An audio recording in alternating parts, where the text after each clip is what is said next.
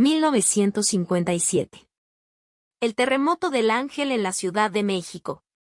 La torre latinoamericana se enfrenta a su primera gran prueba sísmica. Bienvenidos a un nuevo episodio de Notas Arquitectónicas. En esta serie, exploraremos la fascinante historia y desafíos de la torre latinoamericana. Primero que nada, ¿cómo nació esta maravilla arquitectónica? Para responder a esa pregunta, viajaremos atrás en el tiempo, a la década de 1940. Imagínate a un México de la posguerra, una nación en plena transformación. En ese contexto, un empresario llamado Miguel S. Macedo soñaba con un rascacielos que marcaría la modernidad y la ambición de México. Y no hablamos de un rascacielos cualquiera, sino de uno que sería el más alto de América Latina en su momento. Para dar vida a este sueño, Miguel Macedo confió en el talento de un arquitecto mexicano, Augusto H. Álvarez. Y con esta alianza, comenzó una de las odiseas arquitectónicas más apasionantes de la historia de México. La torre latinoamericana, ubicada en una de las zonas sísmicas más activas de todo el mundo, ha enfrentado varios terremotos significativos a lo largo de su historia. Estos eventos sísmicos no solo probaron la resistencia y la ingeniería de la torre, sino que también demostraron su capacidad para soportar las fuerzas de la naturaleza. El 28 de julio de 1957, solo un año después de su inauguración en 1956, la torre latinoamericana se enfrentó a su primera gran prueba sísmica. Un terremoto de magnitud 7.9, conocido como el terremoto del Ángel, que sacudió toda la Ciudad de México. En este temblor la torre se inclinó peligrosamente, pero logró mantenerse en pie sin sufrir daños estructurales significativos. Y 28 años después, el 19 de septiembre de 1985, un terremoto de los más devastadores en la historia de México, con magnitud de 8.1, causó una gran destrucción en la Ciudad de México y dejó a miles de víctimas. Pero la torre latinoamericana nuevamente enfrentó la furia de la naturaleza, y aunque sufrió algunos daños menores, en gran parte mantuvo su integridad estructural. Y exactamente 32 años después, el 19 de septiembre, pero, de 2017, México experimentó otro terremoto devastador, esta vez de magnitud 7.1. Y, aunque este sismo no fue tan poderoso como el de 1985, aún causó daños significativos en varios edificios de la Ciudad de México.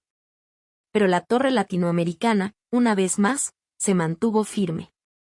Estos terremotos, entre otros eventos sísmicos menores, han probado la capacidad de la torre latinoamericana para resistir las fuerzas de la naturaleza a lo largo de los años. ¿Pero cómo es que ha resistido a tanto? ¿Cómo es que fue construida? La torre latinoamericana es el primer edificio diseñado dinámicamente en el mundo y por lo mismo, se ha convertido en un referente de la ingeniería moderna. El secreto de su resistencia radica en tres factores. Comencemos por hablar sobre la cimentación con apoyo directo. La base de cualquier edificio es fundamental para su estabilidad y resistencia. En el caso de la torre latinoamericana, la cimentación se diseñó de manera excepcional. En lugar de una base tradicional, se utilizaron 361 pilotes de concreto que se hundieron profundamente en el suelo a 33 metros de profundidad. Esta decisión se basó en investigaciones geotécnicas que revelaron que a esa profundidad, el suelo era capaz de soportar el peso del edificio de manera confiable. Ahora bien, ¿por qué 361 pilotes? La respuesta se encuentra en la distribución uniforme del peso del edificio. Al tener un gran número de pilotes, se pudo distribuir el peso de manera equitativa, lo que garantizó una mayor estabilidad. Estos pilotes se convirtieron en los pilares invisibles que sostienen la torre latinoamericana, y su colocación estratégica fue esencial para asegurar la solidez del edificio. Pero eso no es todo, la innovación no se detiene aquí. El segundo factor clave que contribuye a la resistencia de la torre es el principio de flotación. Imaginen esto, el edificio flotando como un barco en el agua. ¿Cómo es esto posible? La respuesta está en un cajón subterráneo compuesto por 3 pisos de sótano que funcionan como cajones hidráulicos. Este cajón es una característica ingeniosa que permite que la torre se comporte de manera similar a un barco en el agua. Utiliza el agua del subsuelo para cargar parte del peso del edificio, al igual que el casco de un barco utiliza el agua para mantenerse a flote. Esta solución ingeniosa reduce significativamente la presión sobre la cimentación y mejora la capacidad de resistencia del edificio en condiciones sísmicas. Pero la innovación no se detiene aquí. El tercer factor que contribuye a la resistencia de la torre es el principio de compensación. ¿Qué significa esto? Para construir el cajón de cimentación, se tuvo que retirar una cantidad considerable de tierra del subsuelo.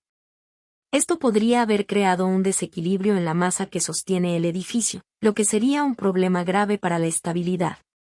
Sin embargo, los ingenieros no se quedaron de brazos cruzados. Aplicaron el principio de compensación, que implica reemplazar la masa perdida de tierra con parte del peso del propio edificio. Esto asegura que el edificio mantenga un equilibrio adecuado y evita que la remoción de tierra tenga un impacto negativo en su estabilidad. Entonces, para resumir, tenemos tres factores clave que hacen que la torre latinoamericana sea resistente a los sismos: la cimentación con apoyo directo mediante 361 pilotes de concreto, el principio de flotación que utiliza el agua del subsuelo y el principio de compensación que equilibra las masas. Estos tres elementos se combinan para hacer de la torre un verdadero logro de la ingeniería moderna. Pero, ¿cómo se materializa todo esto en la práctica?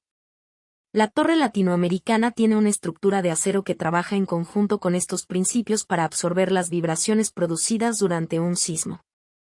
El acero es un material extremadamente fuerte y flexible, lo que lo convierte en una elección ideal para resistir las fuerzas sísmicas. La estructura de acero de la torre se adapta a las condiciones cambiantes durante un terremoto. Cuando la tierra tiembla, el edificio puede moverse ligeramente sin sufrir daños significativos gracias a su capacidad de flexión. Esto es crucial para garantizar la seguridad de las personas que se encuentran dentro del edificio durante un sismo. Espero que hayan disfrutado explorando la increíble historia detrás de la torre latinoamericana tanto como yo. Esta emblemática estructura no solo es un logro impresionante de la ingeniería moderna, sino también un símbolo de la perseverancia y la solidaridad de los mexicanos a lo largo de los años, especialmente en tiempos de adversidad como los terremotos. Gracias por acompañarnos en este viaje de descubrimiento y aprendizaje. No se olviden de suscribirse, dejar sus comentarios y compartir este podcast con amigos y familiares. Juntos, podemos seguir explorando el emocionante mundo de la arquitectura en acción.